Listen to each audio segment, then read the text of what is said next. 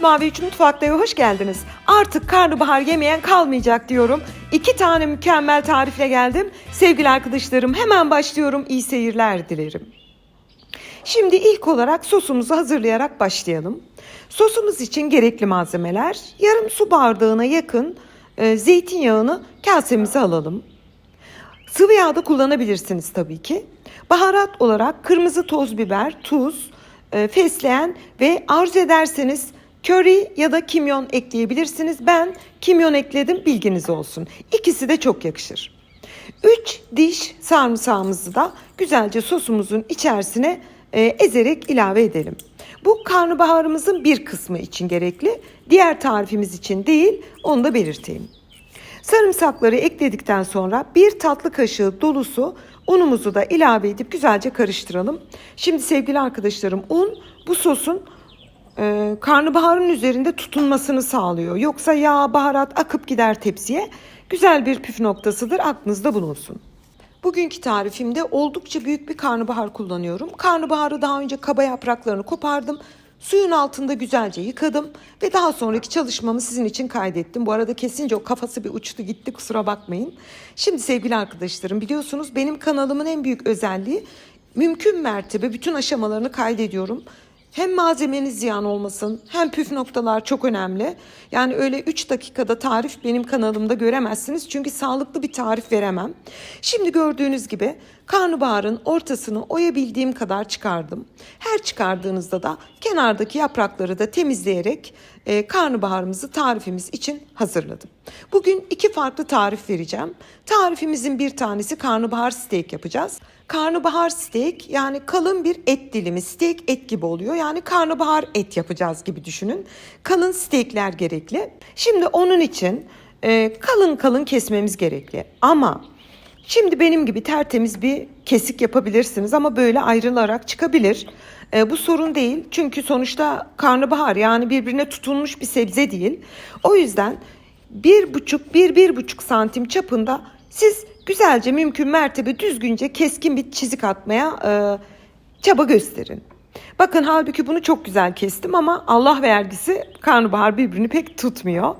Şimdi diğer taraftan kesiyorum. Yani fırına vereceğiniz steaklerimiz için şöyle güzel kalın kalın o ağaç formundaki, bakın sevgili arkadaşlarım, bu formda karnabaharlarımızın olması gerekli.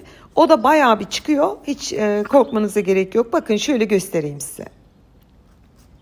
Yani bunun hem sunumu hem de fırında pişmesi açısından çok önemli. Parça pinçik yapmayın. Bakın ben size göstereyim. Bütün karnabaharı kestim. Bazıları tam steaklik, böyle çok güzel. Ama bazıları da ufalandı. Onları da diğer tarifimize kullanacağız. Bakar mısınız şu güzelliğe? Yani tabağa getirdiğinizde bile muhteşem duruyor. Şimdi bir tane o steaklerimizden alalım. Daha önce hazırlamış olduğumuz sosumuzdan alt tabanına bir fırça yardımıyla güzelce sürelim. Onu da yağlı kağıt sermiş olduğumuz tepsimize ters çevirerek ilave edelim. Yani bu işlemi yapmayıp direkt tepsiye dizip üzerine böyle hızlı hızlı sürebilirsiniz ama alta tam baharat ve sıvı yağ, zeytinyağı gitmediği için alt kısım terleme yaparak haşlama olur. Yani kızarmaz. Bu da karnabaharınızın lezzetini büyük ölçüde negatif yönde etkiler. Şimdi bütün karnabaharları ben tepsiye dolduracak kadar steakleri dizdim. Alt tabanına hepsine sos sürdüm. Kalan sosumuzu da bütün yüzeyine, hiç boş yer kalmayacak şekilde fırçayla sürerek bitiriyorum.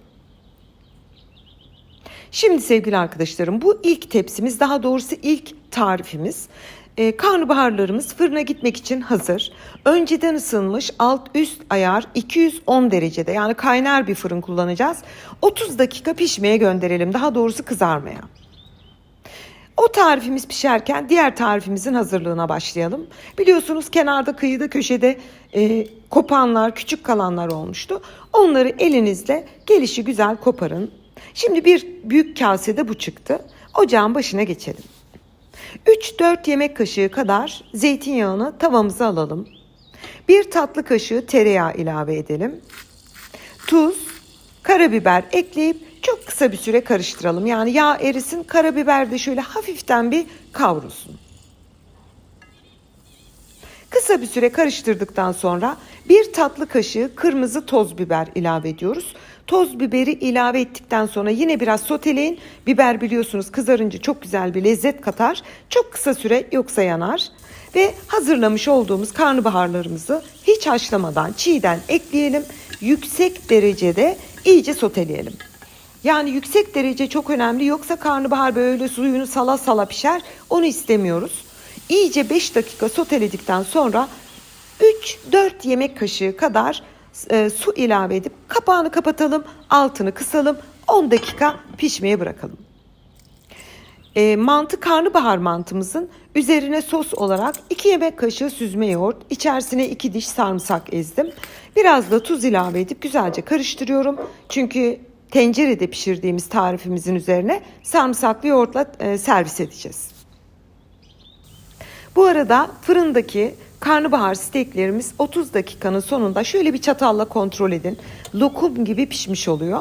Üzerine şöyle kaşar peyniri serperek 5 dakika daha bekletip fırından çıkarıyorum. Ne kadar güzel kızardığını görüyorsunuz sevgili arkadaşlarım. Hiçbir suyunu salma, tepside bir su, hiçbir şey yok. Bütün detayları anlattım. Lütfen videoyu atlamadan izlerseniz şahane steakler yapabilirsiniz. Şöyle size yakın açıdan da göstereyim. Ve tabii ki bunu ne zaman yapabilirsiniz? Aslında ben bunu böyle seviyorum. Sade bir şekilde. Kızlarım vejeteryan. Bu tarz yemekleri çok seviyorlar. Bu şekilde tabağınıza alın. Bir de salata yapın yanına. Yeterli.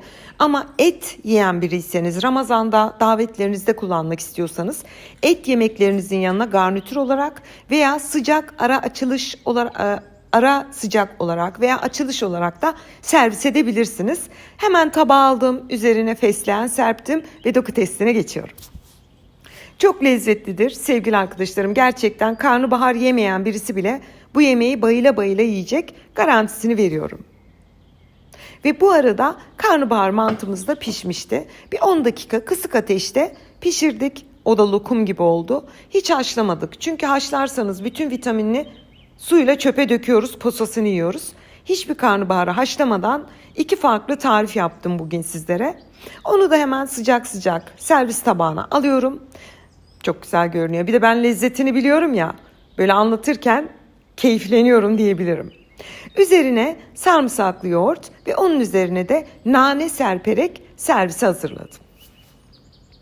Çok lezzetli bir mantıdır sevgili arkadaşlarım. Lütfen her iki tarifi de denediğinizde bana yorum olarak bildirin. Ben sizin yorumlarınızı okurken yüzümde kocaman bir gülücük oluşuyor.